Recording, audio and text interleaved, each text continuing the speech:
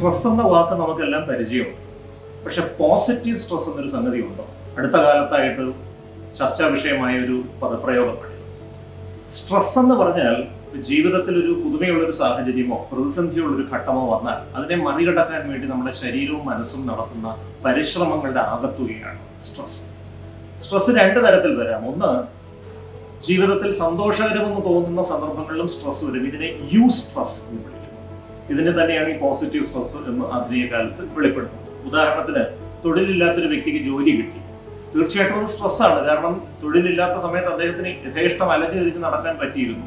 പക്ഷെ ജോലി കിട്ടിക്കഴിഞ്ഞാൽ ജോലി സ്ഥലത്ത് വന്ന് നിശ്ചിത സമയം ഉത്തരവാദിത്വത്തോടെ ഇരിക്കേണ്ടി വരും. വിവാഹം വളരെ സന്തോഷകരമായ കാര്യമാണ് എന്നാണ് പലരും പറയുന്നത്. പക്ഷേ തീർച്ചയായിട്ടും നമ്മൾ മറ്റൊരു വ്യക്തിയോടൊപ്പം ജീവിക്കാൻ തുടങ്ങുമ്പോൾ അതും ഒരു സ്ട്രെസ് തന്നെയാണ്. കുട്ടി ജനിക്കുന്നത് ജീവിതത്തിലെ ഏറ്റവും സന്തോഷകരമായ കാര്യമായിട്ടാണ് പലരും പറയുന്നത്. പക്ഷേ കുട്ടി കുറച്ചു നാളത്തേക്കെങ്കിലും നമ്മുടെ ഉറക്കം കെടുത്തിക്കളയും. ചിലപ്പോൾ രാത്രിയിൽ കരയും, അസുഖം വരും, അന്നേരം ആശുപത്രിയിൽ എടുത്തുകൊണ്ട് പോകേണ്ടി വരും. അപ്പൊ ഇത്തരം സന്ദർഭങ്ങളിൽ ഉണ്ടാകുന്ന സ്ട്രെസ്സിനെയാണ് ഈ യു സ്ട്രെസ് അല്ലെങ്കിൽ പോസിറ്റീവ് സ്ട്രെസ് എന്ന് പറയുന്നത്.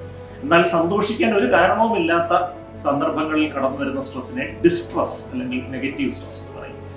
ഈ സ്ട്രെസ് എന്ന് പറഞ്ഞ സംഗതി തീരെ ഇല്ലെങ്കിൽ ജീവിതം മുന്നോട്ട് പോയി എന്ന് വരില്ല. ഉദാഹരണത്തിന്, പരീക്ഷയുടെ തലേന്ന് ഒട്ടും സ്ട്രെസ് ഇല്ലെങ്കിൽ നമ്മൾ സുഖമായിട്ട് കിടന്നുറങ്ങും, പരീക്ഷയ്ക്ക് വേണ്ടി തയ്യാറെടുക്കില്ല.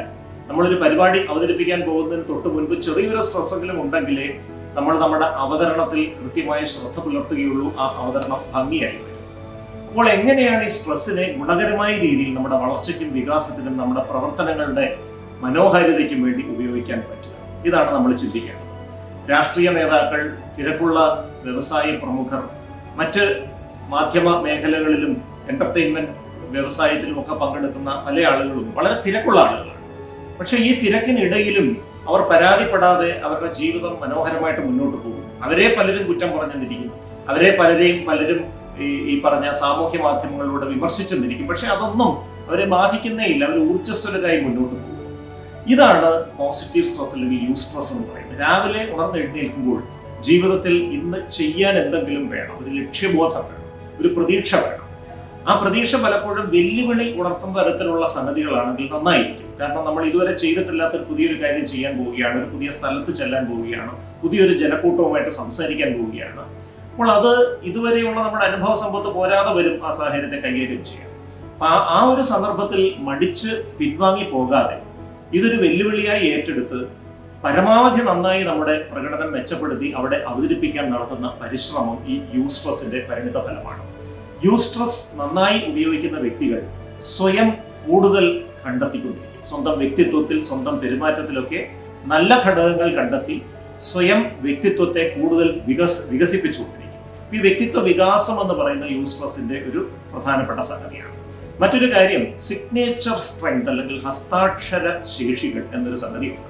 എല്ലാ മനുഷ്യർക്കും എന്തെങ്കിലുമൊക്കെ കഴിവുകളുണ്ട്. മനുഷ്യർക്കുള്ള മൊത്തം കഴിവുകൾ ഒരു 10-35 എണ്ണമായിട്ടൊക്കെ തരംതിരിച്ചിട്ടുണ്ട്. അതിൽ ഏതൊക്കെയാണ് നമുക്കുള്ള കഴിവുകൾ എന്ന് കൃത്യമായിട്ട് തിരിച്ചറിയുക. ഈ ഓരോ കഴിവുകളും പുതിയ രീതിയിൽ ഓരോ ദിവസവും എങ്ങനെ ഉപയോഗപ്പെടുത്താം എന്ന് ചിന്തിക്കുക. ഇതൊക്കെ ഈ യു സ്ട്രെസ്സിന്റെ നല്ല ഗുണങ്ങളും നല്ല അവതരണ രീതികളുമാണ്. ഉദാഹരണത്തിന്, നിങ്ങളൊരു ഓഫീസിൽ ജോലി ചെയ്യുന്നൊരു വ്യക്തിയാണെന്ന് വിചാരിക്കുക. നല്ല ആശയവിനിമയ ശേഷിയുള്ള ഒരു വ്യക്തിയാണ്. കാര്യങ്ങൾ മറ്റുള്ളവരെ പറഞ്ഞു ബോധ്യപ്പെടുത്താൻ നിങ്ങൾക്ക് നല്ല കഴിവുണ്ടെന്ന് വിചാരിക്കുക. പക്ഷെ ഈ ഒരു കഴിവ് ഓഫീസിൽ വരുന്ന വ്യക്തികൾക്ക് കാര്യങ്ങൾ പറഞ്ഞു കൊടുക്കുന്ന സമയത്തും ഓഫീസിൽ ഒരു മീറ്റിംഗ് നടത്തുന്ന സമയത്തും ഒക്കെ ഭംഗിയായിട്ട് പ്രകടമാകുന്നു. അതുകൊണ്ടുള്ള ഗുണങ്ങൾ അവിടെയുണ്ട്. പക്ഷെ ഇത് വർഷങ്ങളായി നിങ്ങൾ അനുവർത്തിച്ചുകൊണ്ടിരിക്കുന്ന ഒരു പ്രവർത്തനം തന്നെയാണ്. ഇതിലൊരു വ്യത്യസ്തതയോ പുതുമയോ ഇല്ല. നിങ്ങളുടെ ഈ ആശയവിനിമയ ശേഷി നിങ്ങളുടെ പ്രധാനപ്പെട്ട തൊഴിൽ മേഖലയിലല്ലാതെ മറ്റൊരു മേഖലയിൽ എങ്ങനെ ഉപയോഗപ്പെടുത്താം, അവിടെ എങ്ങനെ ആൾക്കാർക്ക് ഗുണകരമായ രീതിയിൽ ഈ ശേഷി പ്രയോജനപ്പെടുത്താം. ഒരുപക്ഷെ ഒരു അധ്യാപനം നിർവഹിക്കുക. നമുക്ക് വീടിനടുത്തുള്ള കുറച്ച് കുട്ടികളെ, പഠിക്കാൻ സാഹചര്യം മോശമുള്ള കുറച്ച് കുട്ടികളെ വിളിച്ചിരുത്തി നമ്മൾ അവരെ പഠിപ്പിക്കുകയാണ്. നമ്മുടെ ആശയവിനിമയ ശേഷി വ്യത്യസ്തമായ രീതിയിൽ നമ്മൾ ഉപയോഗപ്പെടുത്തുകയാണ്. അല്ലെങ്കിൽ സാമൂഹ്യ യാഥാർത്ഥ്യങ്ങളെ പറ്റിയോ നമ്മുടെ തൊഴിലുമായി ബന്ധപ്പെട്ട സംഗതികളെ പറ്റിയോ നിയമത്തെ പറ്റിയോ ഒക്കെ സാമൂഹ്യ മാധ്യമങ്ങളിലൂടെ അവബോധന സ്വഭാവമുള്ള ചില വീഡിയോകൾ സംപ്രേഷണം ചെയ്യുക. ഇതുവഴി ഭരണഘടനയെക്കുറിച്ചും നിയമങ്ങളെക്കുറിച്ചും നീതിന്യായ സംവിധാനങ്ങളെക്കുറിച്ചും നമ്മുടെ രാഷ്ട്രീയ വ്യവസ്ഥിതിയെക്കുറിച്ചും ഒക്കെ പൊതുജനങ്ങൾക്കൊരു ധാരണ കിട്ടിക്കഴിഞ്ഞാൽ തീർച്ചയായിട്ടും നിങ്ങളുടെ ഈ ആശയവിനിമയ ശേഷി നല്ല രീതിയിൽ ജനത്തിന് പ്രയോജനപ്പെടുകയാണ്. ഇത്തരത്തിലാണ് ഈ യു സ്ട്രെസ് എന്ന സംഗതി നമ്മൾ നന്നായിട്ട് പ്രയോജനപ്പെടുന്നത്. പുതിയ സന്ദർഭങ്ങൾ കണ്ടെത്തുക, പുതിയ അവസരങ്ങൾ കണ്ടെത്തുക, ആ അവസരങ്ങളിൽ നമ്മുടെ അടിസ്ഥാനപരമായ കഴിവുകളെ പുതിയ രീതിയിൽ ഉപയോഗപ്പെടുത്തി ലോകത്തിന് ഗുണകരമായ രീതിയിൽ എന്തെങ്കിലുമൊക്കെ ചെയ്യുക. ഇത് കണ്ട് ആസ്വദിക്കുന്ന വ്യക്തികൾ അവരുടെ ജീവിതത്തിൽ ഉണ്ടാകുന്ന നല്ല കാര്യങ്ങൾക്ക് നമ്മളോട് കൃതജ്ഞത പുലർത്തും. അവരുടെ നന്ദി വാക്കുകൾ നമുക്ക് വലിയ പ്രചോദനവും പ്രോത്സാഹനവുമായി മാറും. കൂടുതൽ നല്ല കാര്യങ്ങൾ ചെയ്യാൻ നമ്മളെ ഊർജ്ജസ്വലരാക്കി മാറ്റും ഇത്തരത്തിലുള്ള പ്രോത്സാഹനം. അപ്പോൾ ജീവിതത്തിൽ ഒരു പുതിയ സാഹചര്യം വന്നു, ഒരു പുതിയ സ്ഥലത്തേക്ക് മാറിപ്പോകേണ്ടി വന്നു, പുതിയൊരു ഓഫീസിൽ ജോലി ചെയ്യേണ്ടി വന്നു, അല്ലെങ്കിൽ പുതിയ ചില സഹപ്രവർത്തകർ കടന്നു വന്നു.